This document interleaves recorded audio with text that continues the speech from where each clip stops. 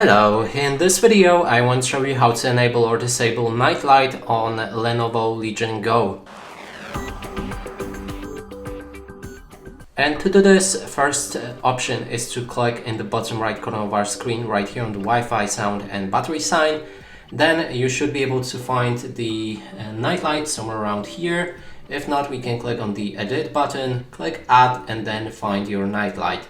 You'll be able to add the icon right here. Click on done and then you can enable or disable it very quickly.